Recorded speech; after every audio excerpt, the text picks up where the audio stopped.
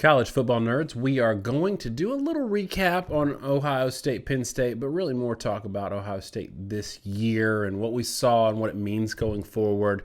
I know y'all are here excited to tell us how great we did yet again predicting your team. We've been all over Ohio State here for probably a year and a half. I think we felt pretty good about picking those games.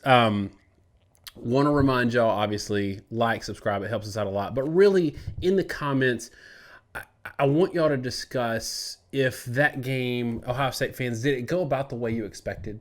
Or did you see something in there that maybe you didn't see coming? All right, Josh.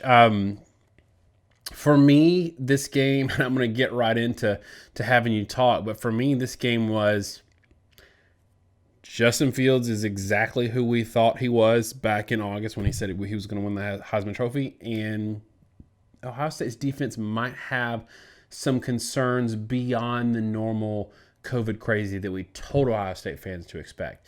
Why don't you unpack that a little bit? The first thing that we talked about a lot going into the season and like with this preview, the Nebraska preview and the Penn State preview, you need to expect your team to be glitchy defensively. We've seen this every conference everywhere in the country. Teams don't look right on defense, and generally they're starting to turn around a lot. Like in the SEC, very quietly, well, maybe not so quietly, like weeks 4 through 6, the better defenses are rounding into form.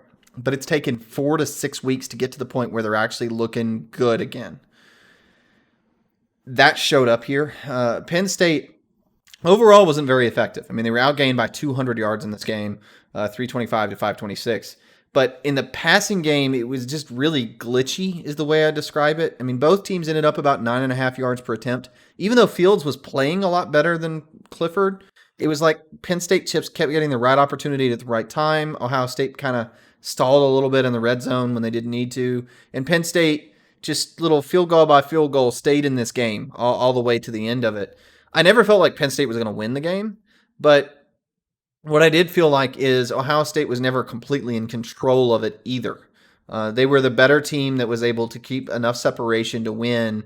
But when you're playing football, when you have little glitches on defense, those glitches tend to turn into points. And the biggest thing you can't afford defensively is a glitch. You can give up yardage, give up 4 yards per carry if you're not great at the line of scrimmage. If you aren't screwing up and giving up first downs and chunk plays, not to say that there was huge production, but there was enough there for, again, outgained by 200 yards, but the first downs, 24 to 20. And that was, I think, kind of the story of it. Penn State was a lot closer to Ohio State in this game than they really had any business of being, given what I thought was generally an overall pretty big quality disparity. One of the real important things I want to talk about in this video, because we know what we saw Saturday, and none of it was surprising. It's pretty clear that Ohio State is head and shoulders above everybody in the Big Ten right now. Maybe Wisconsin, when they get one of their 7 quarterbacks that are out from COVID back, could give them a little bit of a challenge. But it's pretty clear Ohio State, unless something catastrophic happens, is going to moonwalk to the playoffs. But I remember during the middle of this game, you and I were texting back and forth, and one of the things I said to you was, something that concerns me or frustrates me about Ohio State is not Ohio State. It's the fact that the Big Ten offensively, there's been some really good defensive teams, especially Michigan State a few years ago. They were the best defense in the country for a couple of years. But if you scored 17 points, you're going to beat them. Offensively, the Big Ten has not produced a team that could stress an elite team, that could stress an Ohio State. Penn State had it, I think, for about 2 years, especially the year they had that great Rose Bowl with, what was that, probably 2016, 2017, something like that. So outside of that Penn State team, there really hasn't been an offensive team that could stress Ohio State, which causes real problems for Ohio State in that when the first team you see that's good offensively all year, and this is not a knock on the Big Ten, we've seen this in other leagues.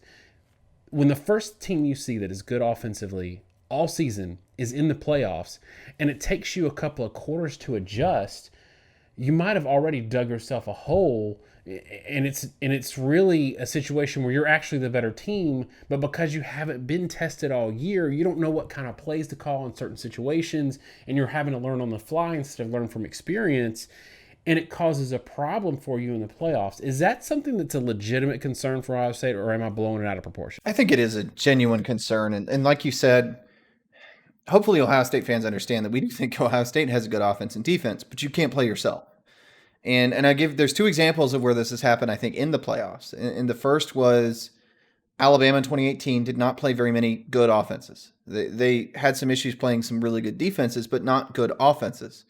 And when they got in the playoffs, it took, I think Oklahoma had the same issue not playing any good defenses. And for like a quarter, Oklahoma dug themselves a hole where their offense was sputtering that they couldn't climb out of. And then Oklahoma bombed away because Alabama hadn't adjusted to Oklahoma's offensive style.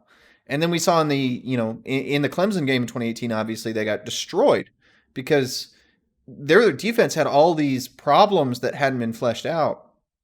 I also think maybe a more realistic example was just the Ohio State Clemson game last year. We said going into that game, we were really high on Ohio State all year, and then we were split. One of us picked Ohio State, one picked Clemson, partly due to the fact that Justin Fields was banged up and we knew how much that was going to affect the offense. But the thing that struck me watching it was Ohio State was a better team than Clemson. I really believe that. I think if they were to be able to play again and again and again, Ohio State would start winning those games probably 70% of the time, maybe more than that. But in that game, Clemson was able to sort of, I won't say shock and awe, but do some things where they were getting points on the board. They were stopping Ohio State in ways where Ohio State was just making errors they weren't used to, and they were giving up plays that they weren't used to. And I think a lot of it just had to do with the fact that, yeah, Clemson hadn't been stressed that year, but they had a lot of players that were in some really big games the year prior when they won a championship. And I think it just it showed, and they were able to adjust and deal with things. The worst thing you can do as a football team is to play good but not great competition all year. If you play bad competition like Clemson did last year, you can hide things and then pull that rabbit out of the hat. They've done that for a couple of years because there's nothing on tape, there's nothing exposed, you stay clean. If you're playing reasonably good teams, you get beat up and you have to show your offense on tape, but you never get stressed and you never realize like, hey, that corner, he just doesn't quite have the speed. If a real burner goes up against him, he's going to get beat over the top. We've got to make sure the safety covers if we've got a guy with real speed. Those things never get fleshed out. So you stay beat up and you have all those negatives, but then you also have all these hidden issues that you end up finding out in the first half of a big game. I think that's a real concern for Ohio State, especially in a compressed schedule. And Ohio State fans don't take this as a couple of Southern guys beating up on the Big Ten because, Josh, kind of what you said, Ohio State has played good, not great. Like, look, last year, if Wisconsin had a real offense, Ohio State would have lost that game. Ohio State was a better team, but they made some mistakes early that dug them a hole that they were able to dig out of because Wisconsin was inept offensively.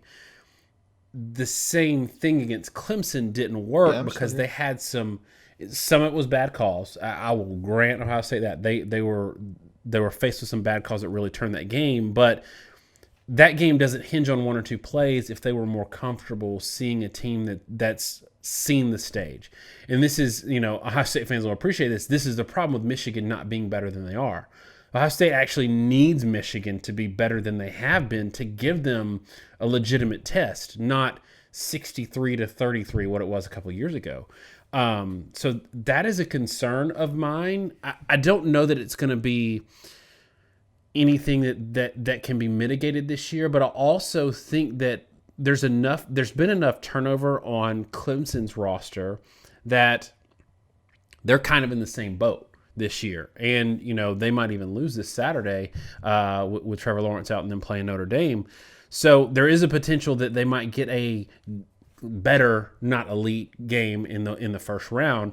What do you think, just kind of going in a little different direction, what do you think about what you saw Saturday from Ohio State if they were to play an elite team tomorrow?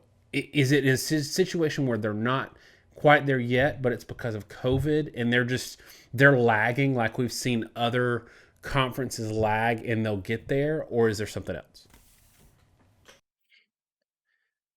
So first, you're making me sort of give a point that I'm going to give in our top 10, which the top 10 we like doing just because we like doing it, but it seems like people enjoy it, so we'll keep doing it.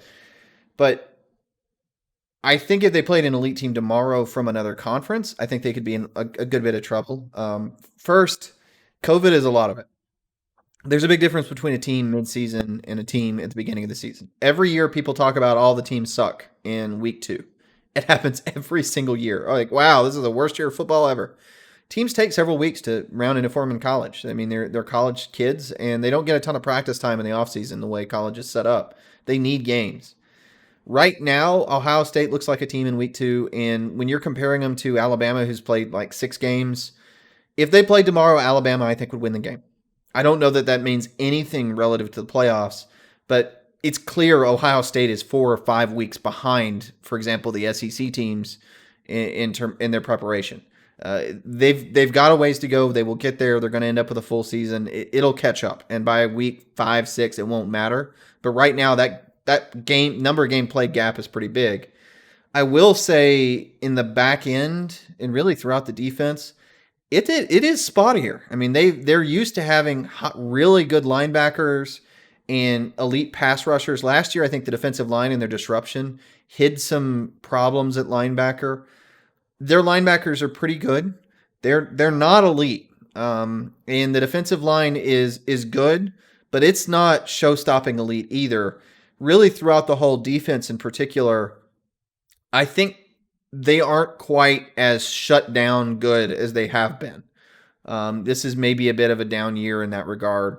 And offensively, I think they've got a lot of weapons, and you can see like Olave and some of the receivers that they're going to give them a lot of production. But I'm not sure outside Olave and Wilson how many of them are completely proven yet, how deep that goes, and if they have a single back that they know that back is the guy. And a lot of those things are really minor first world problems. But when we're talking about Ohio State as a playoff contender or competitor, and we talk about this all the time, we hold you to a higher standard. Ohio State does not have nearly as many answers right now as they did last year at November. And I'll be curious to see, there's going to be a lot of rapid improvement November, December, and they're going to have to catch up, and they will catch up pretty fast, but they're not there yet. One last thing I want to talk about, and this has been, I want to frame, like, our discussion tonight has been a little more negative sounding if you're an Ohio State fan. It's really not really negative, y'all. It's more like fan bases of all the elite teams don't love us because we like talking about the best teams the most because that's where there's real analysis. When you're not very good, it's like everybody is the same. But with these elite teams, we hold y'all to a different standard, which means some of the tenor of our discussion might be coming off negative, but it's really like we got to find something that's wrong when Justin Fields goes 20 of 21, for 300 yards and 3 touchdowns. Like we got to find something. So that's where we are. Is we're projecting you ahead because you're one of the top 3 teams in the country to being that playoff team and what we would see there. So don't feel like we're negative or killing your team. We're actually really high on Ohio State this year. One positive for me coming away from this game, and I'd like for you to talk a little bit about it in terms of loss production. I know it's a weird way to think about it, but the fact that Master Teague was the main workhorse running back in this game, or the most productive running back in this game, when you and I were really high on Trey Sermon, to me, I think Ohio State fans might be disappointed that Trey Sermon hasn't been the guy. But for me, it was a very encouraging thing. And I want to make the analogy to what you talk about sometimes when guys who leave and don't get drafted super high, it's actually a good thing. In this same regard, the fact that Sermon isn't that guy kind of might be a good thing. Hopefully that's not too confusing and you can meld those things together. You're a magician. I think you can wire up my brain and make it seem normal. So talk through that a little bit from what you saw Saturday. we kind of know what Trey Sermon is. He was a very effective back at Oklahoma.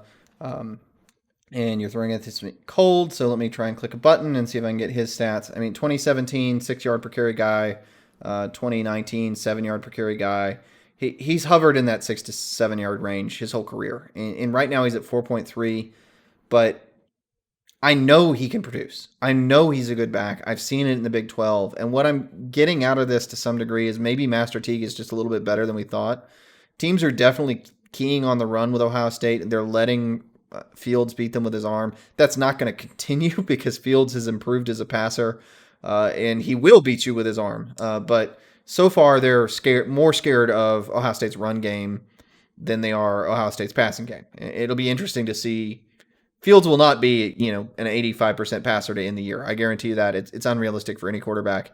And I'll be curious where he does land, and a lot of it's going to be when teams play Ohio State with a lot more balance. But when that happens, the run game is going to go up. And I do think Teague may end up being the real long-term starter. But I think you have to, rather than thinking Sermon's been a disappointment, I think you need to understand it's more that teams are queuing on the run and that Teague has been better than expected and may end up being a 6+ yard per carry back, in 3 or 4 games when people are playing Ohio State in a much more traditional defense. And we've gone longer than I think we would have, or would have intended.